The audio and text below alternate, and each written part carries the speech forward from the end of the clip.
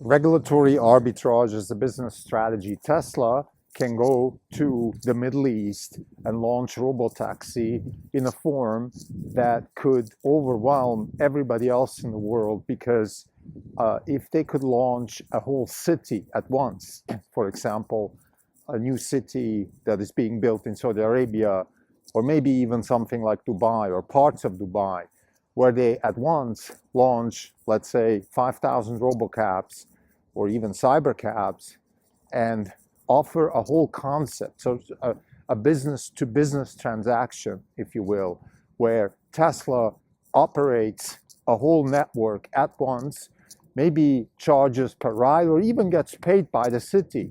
Those are all new ideas. But what's more important is that this could show regulators in the US and Europe and elsewhere in China, for example, that this is a technology that is way, way more interesting than just you sitting in a car and being driven and, monitoring the car as if you were still driving the car and things like that. This is much, much bigger. This is a new concept of transportation. This is as powerful as the internet or software as a service or cloud computing and things like that, because it changes the perspective. It changes the transactional value. It changes ownership. It turns excuse me, it turns car ownership into miles driven, and it turns Tesla into a company that sells cars, from a company that sells cars into a company that sells miles. And this is profound. This is not even on podcast. It's May 13, 2025. This is Cream Delco. For the day, we're up 4.5%. The market's up 70 basis points. For the year, we're down 17.4%. The market is flat.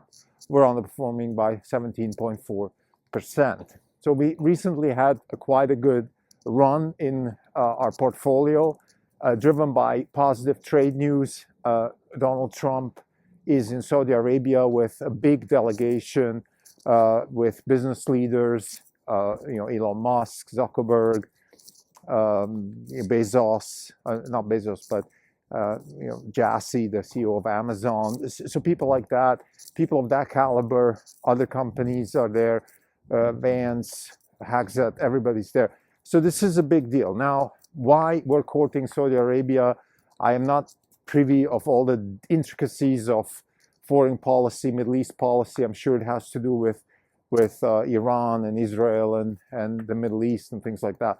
But I think what's important for us here at Orange Capital Partners is really the perspective of Tesla launching robotaxi in Saudi Arabia. Now, this might be just a news item like, okay, fine, so one more country, one more city. It's not such a big market. But we see that's much, much more important because we believe that Tesla could or even should engage in regulatory arbitrage. What do we mean with regulatory arbitrage? It means that we have regulatory capture here in the US and in Europe. And we can break this regulatory capture by going to other places and showing off the technology, showing success, and enticing our regulators, or more importantly, our constituencies, which are customers, voters, to change the regulatory capture. So let me unpack that. What do we mean with regulatory capture? Regulatory capture is the authorities influenced by competitors are trying to stop the advancements of technology. Concretely, for example, in the US, full self-driving unsupervised is being held back, not because of safety reasons, it's because they just don't want to let this product become as valuable as it could be, because it would, destroy everybody else who doesn't have this type of technology. The same applies to Europe. There's two ways to do that. One is to, and that's the main one, which is to play the safety card. Oh, we need to make sure it's safe. We need to make sure it's safe, which is hypocritical because 35,000 people die every day on the roads in the US. So we're not going around, disallowing cars because of that. excuse me, they die in the U.S. in traffic accidents. So we're not going around disallowing cars. We are so we should find a way to ease our way into these new technologies. There's risks, of course, but I've been using full self-driving now for more than a year, and I can safely attest that it's more safe than most human drivers, almost every human driver, and because it doesn't get tired and it doesn't make stupid mistakes. It does make mistakes, but they're typically the kinds of mistakes where it just stops, it slows down, it doesn't do stupid things. Safety is regulatory capture.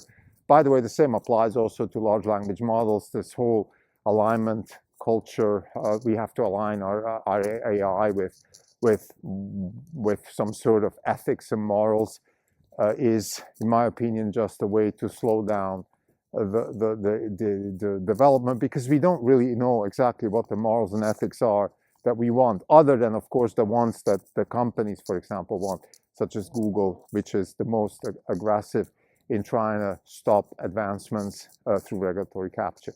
So regulatory capture is a real thing. It can also be done by lobbyists. That's the other way it can be done, where people just lobby and say, look, slow it down. We just don't want this to, I'm Ford or I'm GM or I'm Volkswagen or whatever, and I don't have it. My car doesn't have it. I'm not a software-defined car. I'm an old-fashioned car. People buy my car because they drive the car, and if I have a software-defined car that drives itself, the risk is that my customer won't buy the car anymore. So those are the reasons why we're not seeing faster evolution of full self-driving. Now, to be fair to the US regulator, they have been actually pretty lenient when it comes to allowing Tesla to do what they've been doing. And the reason we don't have unsupervised full self-driving is to some extent also because the technology wasn't ready. But now it's ready, and I think now we need to push forward. Now we want to have this on the roads. It's better for everybody, including the customers and the authorities and the insurance companies. There's less accidents. There's less problems with this with traffic in general. So what do we mean with now? Regulatory arbitrage is the opportunity now to go to a place like Saudi Arabia and launch robotaxi at scale in a city there, or in Dubai or Oman or Abu Dhabi or Kuwait, or cities like that. We believe that these cities are actually open for that because they have, number one, they have traffic problems, massive traffic problems. Those are fast-growing cities with lots and lots of wealth creation because of oil, but other things too, not just oil, and lots of immigration. And therefore, they need to solve traffic problems. And one way to solve these traffic issues that they have is to bring in a new concept, a cybercab concept or a robotaxi concept. I'm using these words in tandem. The difference, of course, robotaxi being Model Ys and 3s being used for taxis, and the cybercab being used as taxi, the actual product. So when we imagine you have, take a city like Dubai, and you launch 5,000 cybercabs in Dubai on September 1st. And with this launch, you have at scale immediately, you have network effects, you have the experience of the customer is dramatically better because you have availability, you don't have to wait. So that's just one thing. You have much better coordination. You have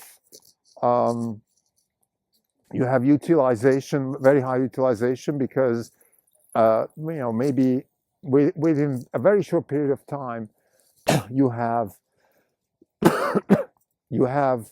people switching from driving their car or using whatever else, public transportation, things like that. They know it's there. They know these cabs are there. They're circling around. They're always available because they're robo taxis. They can wait. They can circle around. They can take you from one place to another at very low cost, probably a third or a quarter of the cost that you're paying right now. So car ownership can, the concept of car ownership can be rethought. The traffic management can be managed more like kind of internet style, where you have protocols and algorithms.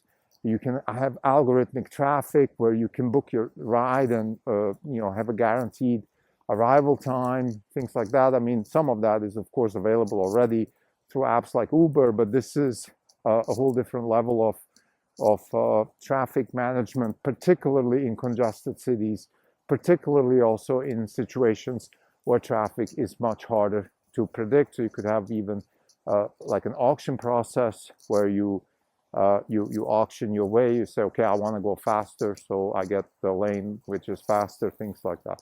Now, even if we don't want to go that far, it has always been our opinion that actually a much lower hanging fruit for regulatory arbitrage would simply be FSD unsupervised, because if we could have FSD unsupervised and self-driving, so no driver, the car can drive without anybody in there, then we can have this beautiful situation where we can actually own the car and use it for, send it to pick up the kids from school and send it to my wife's workplace so she can drive home, things like that. Allow a family to use one car more efficiently, or friends to share a car. So there's a lot more opportunity to utilize the vehicle, which again lowers the cost per mile, lowers the cost of ownership, total cost of ownership, which is obviously what people care about the most. So we believe that this regulatory arbitrage is an interesting concept. I think it needs to be pushed now, because what we don't want to see is regulatory capture. It's more prevalent in Europe than in the US. And it's our belief that if we could use the Middle East as a bridge to regulatory arbitrage, we could open markets such as Europe and also other parts of the US much faster. Thank you.